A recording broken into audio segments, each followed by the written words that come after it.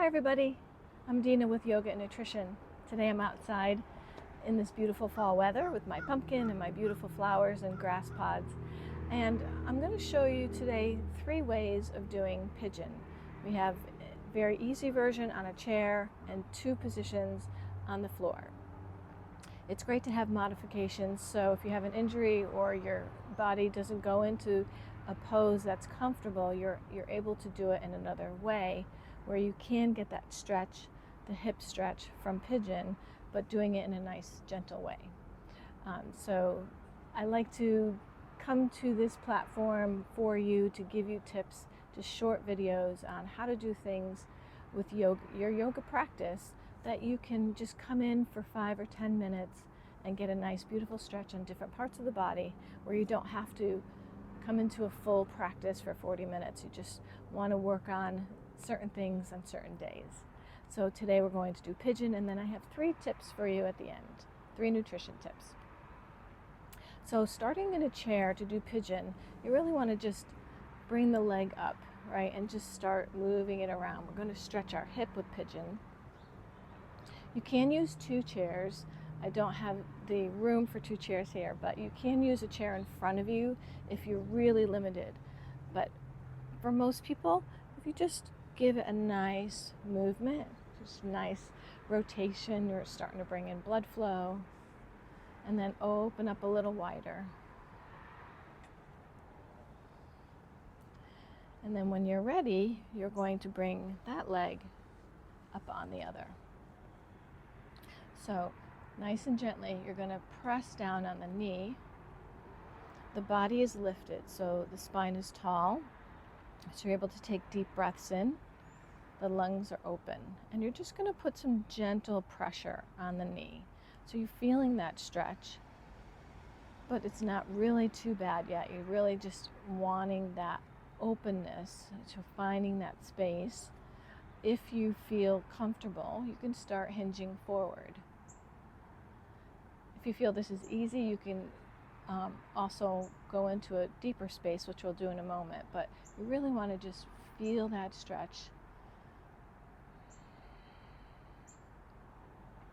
Once the muscles start to release and relax, if you feel you can lift the leg, you can lift it. You can lift it and move it. It's just a really nice, easy version to stretch the hips out. You really feel it deeply when you start to move forward more. Nice. And we're going to switch legs. Again, nice and gently. You want to just open it up. And this side can be tighter than the other side or more open. Go according to what your body feels. You want to make sure it feels good, always. And then bring that leg up. Nice deep breath in, spine is tall, press down gently. If you feel it's comfortable, start to hinge forward. If you feel that's comfortable and you can go further, you could start to lift the leg, maybe move the leg. Chair yoga is so beautiful. I love chair yoga. You don't need to get on the floor. And you could stay here as long as you need to.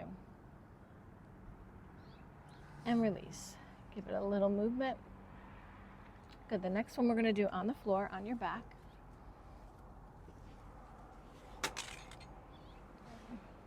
So with this one,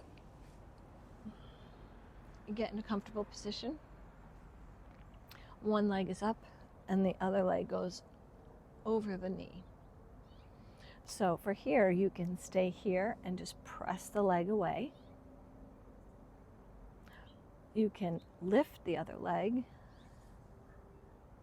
You can also sift the hands behind the leg.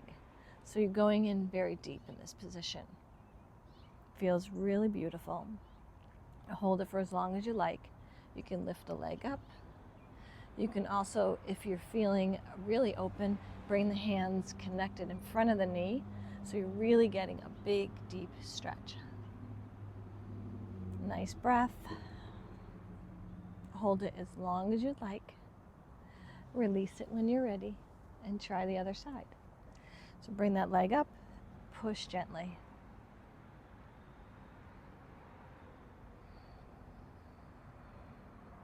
If you feel like you can go further, remember each hip is different. Connect behind the knee or in front of the knee.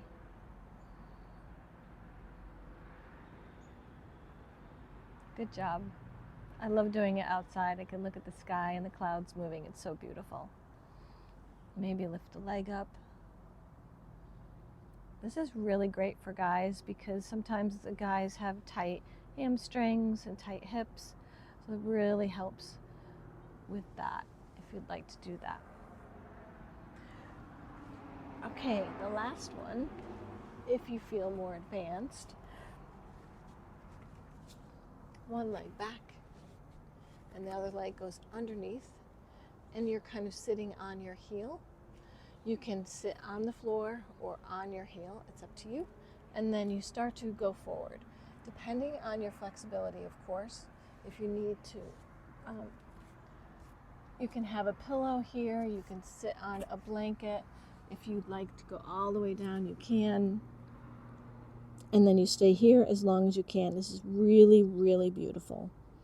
Feels opening, feels relaxing. If it hurts at all, change positions, come back up, maybe sit down, and just kind of work around with it just to see where your comfort level is. And then we switch sides. Bring the other leg back. Figure out if this is a comfortable position for you. Maybe you want to stay here, or maybe you can recline all the way down.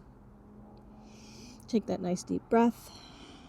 The more you breathe and release, the more relaxed your muscles will get, so you can get into a space that's comfortable. And you have to give it a moment for it to release and make space for that pose to really get the benefits.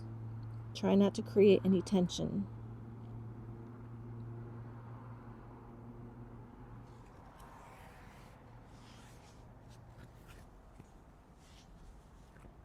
That's it. 3 ways of doing pigeon where you get beautiful stretch on your hips. Nice deep breath in.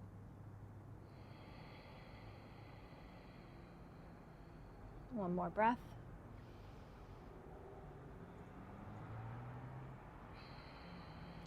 Good job, everybody. What I wanted to share with you with nutrition was 3 tips for healthier eating schedule. So we want to be really careful with our eating schedule. Whether you intermittent fast or you don't, you want to make sure that what you're bringing in, especially first thing in the morning, is a good protein. Maybe pairing, we've talked about that in other videos. But the first thing is you want to stop eating after 7 p.m. around. You don't want to eat, you want to make sure you've eaten 3 hours before you go to bed. So the good rule of thumb is stop eating after 7. And then try to just no snacking at night. In the morning, wake up and having some nice protein, or pairing. I always say pair. If you're going to have fruit, you want to pair it with a healthy fat, like an avocado or some yogurt. That will help to slow the insulin rise with the fruit. And the next thing is try not to snack in between. Try not to graze. Even if we're grazing on healthy foods, you want to try and keep it to eating 2 to 3 meals per day. This will help you from preventing you from snacking on junk food. You really want to focus on having a nice breakfast, a nice lunch, and a light dinner. Or you can have a light lunch and a bigger dinner, but just be careful on portion control. That's always important. You want to make sure that we use a small plate and we have our good protein and our vegetables, and we eat our carbs last. So all these little tips help to keep us from overeating or from eating in between meals where we're snacking on junk food. So those are really good tips to try and keep in mind through your week. I hope that helps. Please comment and certainly subscribe so you can get my videos. If hopefully this comes to you and you're enjoying them. If you have any comments, please let me know. If you want anything specific me to go over, I will. Just let me know. Thank you for joining me. Bring your hands to your heart. Namaste. Bye.